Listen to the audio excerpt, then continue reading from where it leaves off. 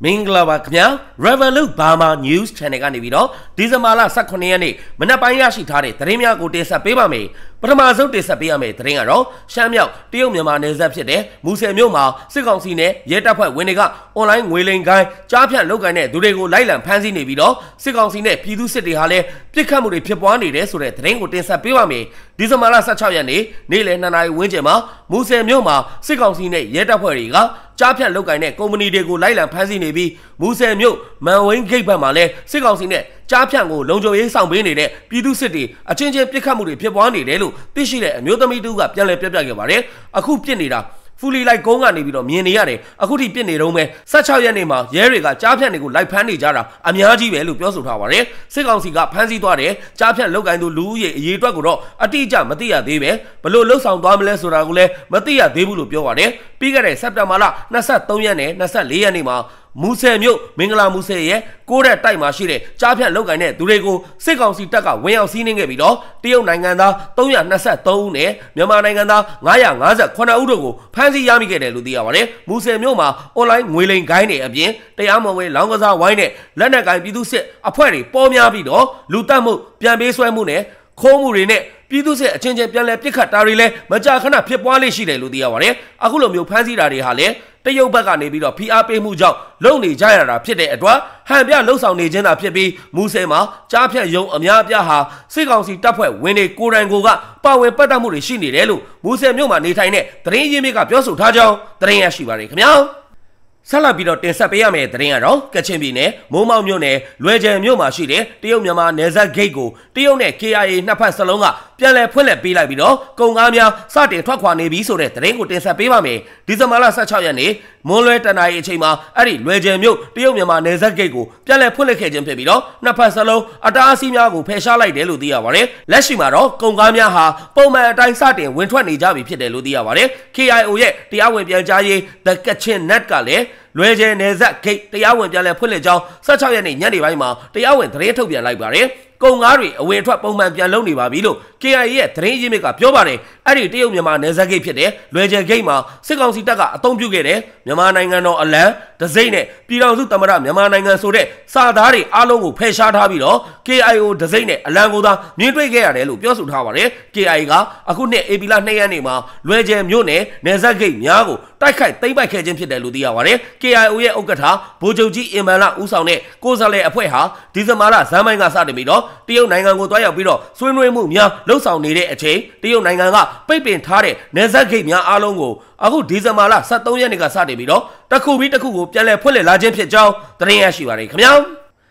နောက်ထပ်တင်ဆက်ပေးရမယ့်တိုက်ပွဲသတင်းကတော့မကွေးတိုင်းပခုတ်ကူမြို့ပေါ်မှာတပ်မ101ကအင်စည်းကားနဲ့ထွက်လာတဲ့အကြမ်းဖက်စစ်ကောင်စီတပ်သားများကိုပြစ်ခတ်တိုက်ခိုက်ရာစစ်ကောင်စီတပ်သား4ဦးသေဆုံးသွားတယ်ဆိုတဲ့သတင်းကိုတင်ဆက်ပေးပါမယ်ဒီဇင်ဘာလ15ရက်နေ့ည9:00နာရီခန့်မှာပခုတ်ကူမြို့တပ်မ101ကနေထွက်လာတဲ့စစ်ကောင်စီတပ်သား5ဦးလိုက်ပါလာတဲ့အင်စည်းကားတစ်စီးကိုတော်လိုင်းတပ်ဖွဲ့များကတီတာလန်းနဲ့မြို့ဆောင်လန်းအနီးမှာအနီးကပြစ်ခတ်တိုက်ခိုက်ခဲ့တယ်လို့သိရပါတယ်အဲ့ဒီပြစ်ခတ်တိုက်ခိုက်မှုအတွင်းမှာအကြမ်းဖက်စစ်ကောင်စီတပ်သား4ဦးသေဆုံးပြီးတအုပ်ပြင်းထန်ဒဏ်ရာရရှိကတော်လိုင်းရေးတပ်ဖွဲ့များကလက်နက်များကောက်ယူနိုင်ရန်စူးစမ်းခဲ့တော့လဲကားဟာအရှိန်လွန်ပြီးတော့စစ်တပ်ဂိတ်အနီးမှာထိုးရက်သွားတဲ့အတွက်ကြောင့်ရဲဘော်များပြန်လည်ဆုတ်ခွာလာခဲ့ရတယ်လို့သိရပါတယ်ပခုတ်ကူမြို့ပေါ်အထိကိုတက်ပြီးတော့ပြစ်ခဲ့တာပါလက်နက်တွေတော့မရခဲ့ဘူးကားကအရှိန်လွန်ပြီးခွေးဂိတ်နားမှာတွားရက်လို့ဂိမ်းနားလေးမှာပဲအနီးကပြစ်ခဲ့တာဆိုတော့တွားမကောက်ခဲ့ရဘူးကားပေါ်မှာပါလာတဲ့အကြမ်းဖက်စစ်ခွေး၄កောင်သေးပါတယ်တကောင်ကတော့ပြင်းထန်ဒဏ်ရာရရှိသွားတယ်လို့ရွှေညာမြေ PDF အဖွဲ့ကတာဝန်ရှိသူတို့ကပြောကြားထားပါတယ်တိုက်ခိုက်မှုဖြစ်ပွားပြီးတဲ့နောက်မှာအကြမ်းဖက်စစ်ကောင်စီတပ်သားများ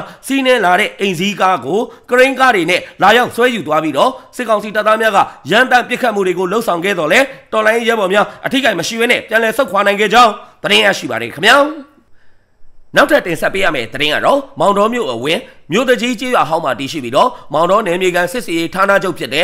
အမှတ်9နယ်ကြားဆောင်ရဲတပ်ရင်းမှာနေထိုင်ပြီးတော့ကိုကဲခဲ့သူအမှတ်15စစ်စီရေးကိုကဲရေးမှုဘုံမှုချုပ်တူရိန်ထွန်းဟာမောင်တော်မြို့နယ်ကအရက်သားပြည်သူအယောက်90ကျော်ကိုတပ်ဖြတ်ခဲ့တယ်ဆိုတဲ့သတင်းကိုတင်ဆက်ပေးပါမယ်တူရိန်ထွန်းဟာမောင်တော်ခရိုင်သိမ်းတိုက်ပွဲမှာဌာနဆိုင်ရာဝန်ထမ်းတွေအပါအဝင်အရက်သားပြည်သူအယောက်100နီးပါးကိုအတရားဓမ္မမတရားဖမ်းဆီးခဲ့တာဖြစ်ပြီးတော့အဲ့ဒီသူတွေကိုမောင်တော်တိုက်ပွဲမှာစစ်ဝစ်စုံတွေကိုအတင်းဝစ်ခိုင်းပြီးတော့ရှေ့ကနေအသေးခံပြီးလူသားတိုင်းကအဖြစ်နဲ့အသုံးပြုပြီးတော့တပ်ဖြတ်ခဲ့တယ်လို့ အလံဖြူထောင်လက်နက်ချတဲ့သူတွေပြန်လည်လွတ်မြောက်လာတဲ့သူတွေနဲ့မြေပြင်စီရေးသတင်းအရင်းမြစ်ကပြောဆိုထားပါတယ်ဒါအပြင်စစ်ကောင်စီတပ်ရဲ့လေရင်တွေပေါ်ကနေပြီးတော့လေထီးတွေနဲ့ချပေးတဲ့ရိတ်ခါထုတ်တွေကိုစစ်ဝစ်စုံတွေဝစ်ခိုင်းပြီးတော့အတင်းအဓမ္မချင်းချောက်ပြီးတွားရောက်ကောက်ခိုင်းတဲ့အခါမှာအာရခတပ်တော် AA ရဲ့လက်ဖြောင့်တနက်သမားစနိုက်ပါသမားတွေကပြစ်ခတ်လိုက်လို့ထိမှန်ပြီးတော့တေဆုံးခဲ့ကြတယ်လို့ဆိုပါတယ်နောက်ထပ်ကြံတဲ့သူအနေငယ်ဟာအစာရေစာမစားကြရတာတွေစေဝါကူတာမှုမခံရတာတွေကြောင့်တေဆုံးသွားခဲ့ရတာဖြစ်ပြီးတော့ဗိုလ်မှူးချုပ်သူရိန်ထွန်းဟာအတင်းအဓမ္မမတရားဖမ်းဆီးထားတဲ့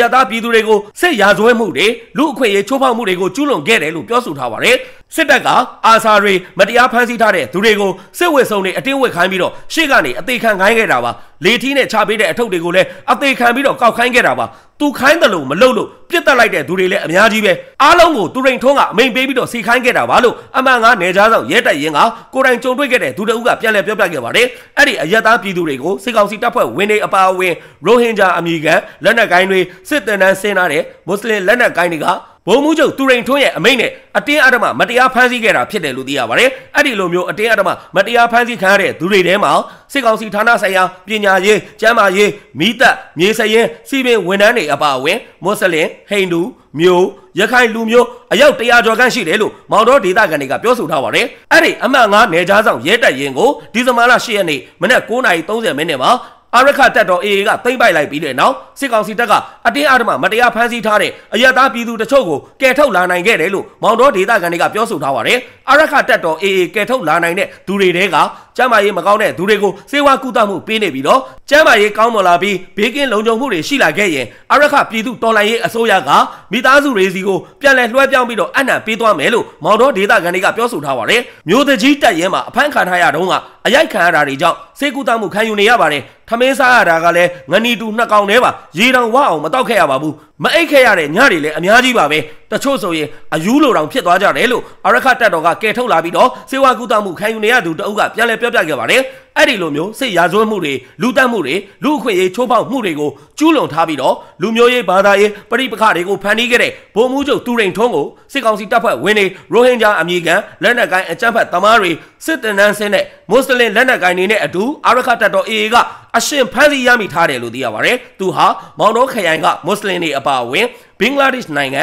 ံဒုက္ခသည်စခန်းတွေမှာရှိတဲ့ရိုဟင်ဂျာဒုက္ခသည်တွေကိုစစ်တပ်နဲ့တိုက်ရောက်ဖို့အတွက်အဓိကဥဆောင်ညွှန်ကြားလှုပ်ဆောင်ခဲ့တဲ့သူဖြစ်တယ်လို့ဘူးတီတောင်မောင်တော်မျိုးတွေမှာအယက်သားပြည်သူတွေကိုမတရားဖမ်းဆီးတပ်ဖြတ်တာတွေလူနေအိမ်တွေကြေးရွာတွေရက်ကွက်မြို့တွေကိုလည်းမိရှုဖျက်ဆီးဖို့အတွက်အမိန်ပေးခဲ့တဲ့သူတွေဖြစ်တယ်လို့ဒေသခံတွေကပြောပါတယ်ဒါအပြင်စစ်ကောင်စီရဲ့ရေတပ်အရာရှိကြီးတွေရိုဟင်ဂျာအမည်ခံတွေမွတ်စလင်ခရိုနီတွေနဲ့ပေါင်းပြီးတော့မွတ်စလင်တွေရိုဟင်ဂျာတွေကိုလူကုန်ကူးတာတွေမူရစေဝါကုန်ကူးတာတွေအပါအဝင်မောင်တော်ခရိုင်တွေအယက်သားပြည်သူတွေစီကနေပြီးတော့ရွှေငွေရတနာပတ်စံဘီလီယံပေါင်းများစွာအထိကိုအတင်းအဓမ္မဖောက်ထွင်းခိုးယူမှုတွေကိုလည်းကျူးလွန်ခဲ့တယ်လို့ပြည်သူတွေကပြောပါတယ်ဗိုလ်မှူးချုပ်သူရိန်ထွန်းဟာမိထီလာမြို့အခြေစိုက်အမှတ်1တပ်မတော်ဆေးရုံမှာနေတဲ့အဘဦးထွန်းကြီးရဲ့သားဖြစ်ပြီးတော့အသက်53နှစ်အရွယ်ရှိပြီလို့သူရိန်ထွန်းရဲ့မှတ်ပုံတင်မှာတွေ့ရပါတယ်သူဟာမောင်တော်ခရိုင်ရဲ့အုပ်ချုပ်ရေးစစ်ရေးအပါအဝင်မောင်တော်ဘူးတီတောင်ရသေတောင်မြို့တွေရဲ့စစ်ရေးကိစ္စအားလုံးကိုဥဆောင်ကိုကဲတာဝန်ယူခဲ့တာဖြစ်ပြီးတော့သူ့ရဲ့လက်အောက်မှာရဲနယ်ကြားဆောင်နဲ့စစ်သားအပါအဝင်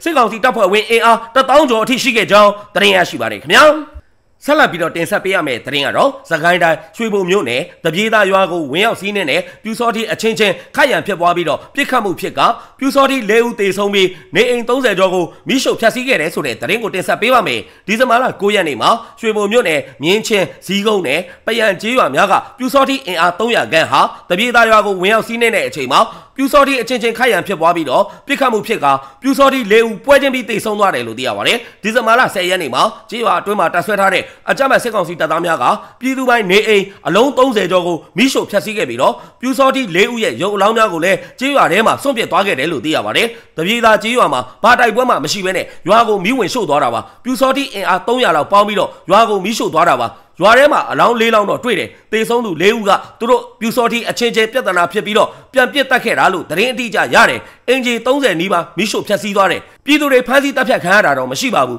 သူတို့ပြူစောတိအချင်းချင်းစကားများပြီးတော့တပ်ပစ်ခဲ့တာကိုရွာထဲမှာအလောင်းတွေတွေ့တယ်အဲ့ဒါကိုရွာကလူတွေလောက်ပါတယ်ဆိုတဲ့ပုံစံမျိုးနဲ့ရွာကိုမိရှုသွားတာလို့ဒေသခံပြည်သူများကပြောဆိုထားကြောင်းသတင်းရရှိပါတယ်ခင်ဗျာ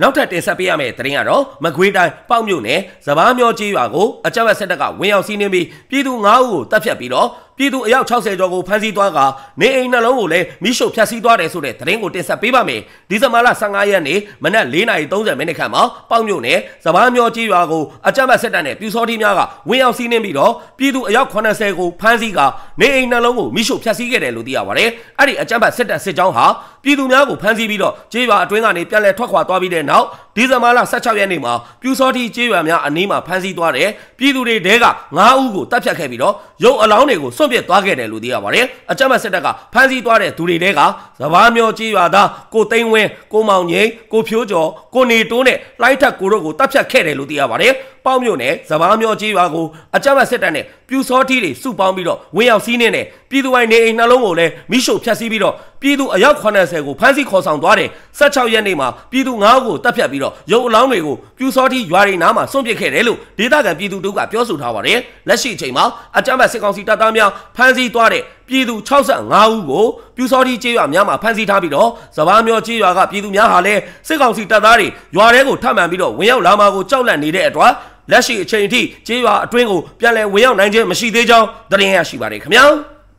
နောက်ထပ်တင်ဆက်ပေးရမယ့်သတင်းကတော့မန္တလေးတိုင်းတောင်သာမြို့နယ်မှာရန်ကုန်ရဲတပ်ရင်း9ကရဲတပ်သားတအုပ်ဟာလက်နက်ခဲယမ်းများကိုယူဆောင်လာပြီးတော့အလင်းဝင်ရောက်လာတဲ့အတွက်ကြောင့်ဂုံပြူစုငွေ750ချင်းမြင့်ပေးခဲ့တယ်ဆိုတဲ့သတင်းကိုတင်ဆက်ပေးပါမယ်ဒီဇင်ဘာလ16ရက်နေ့မှာရန်ကုန်ရဲတပ်ရင်း9မော်ဘီကရဲတပ်သားတအုပ်ဟာပြည်သူ့ကာကွယ်ရေးအဖွဲ့ထံကို G3 အမျိုးအစားတနက်တလက် G220 တောင်းတို့နဲ့အတူအလင်းဝင်ရောက်လာတဲ့အတွက်ပြည်သူရင်ဝင်ကိုခိုးလုံလာတဲ့အတွက်ကြောင့်ဂုံပြူစုငွေ750ချင်းမြင့်ပေးခဲ့တယ်လို့သိရပါတယ်အကြမ်းဖက်စစ်တပ်လက်အောက်မှာပြည်သူများကိုအကြမ်းဖက်ဖမ်းဆီးရာမှာပူပေါင်းပါဝင်နေကြတဲ့ကြန့်ရှိနေတဲ့စစ်သားနဲ့ရဲတပ်သားများအနေနဲ့တောင်သာမြို့နယ်ပြည်သူ့ကာကွယ်ရေးအဖွဲ့နဲ့ဆက်သွယ်ပြီးတော့အမြန်ဆုံးအလင်းဝင်ရောက်ပြီးပြည်သူရင်ဝင်ကိုခိုးလုံကြရန်တိုက်တွန်းလိုတယ်လို့တောင်သာမြို့နယ်ပြည်သူ့ကာကွယ်ရေးအဖွဲ့ကတာဝန်ရှိသူတို့ကပြောဆိုထားကြောင်းသတင်းရရှိပါတယ်ခင်ဗျာအခုလိုမျိုးမြန်မာတနိုင်ငံလုံးမှာဖြစ်ပွားနေတဲ့စစ်ရေးသတင်းနိုင်ငံရေးသတင်းများကိုအချိန်ပေးပြီးတော့နားဆင်ပေးတဲ့အတွက် Revolut Burma News Channel ကနေပြီးတော့အထူးပဲကျေးဇူးတင်ရှိပါတယ်ခင်ဗျာ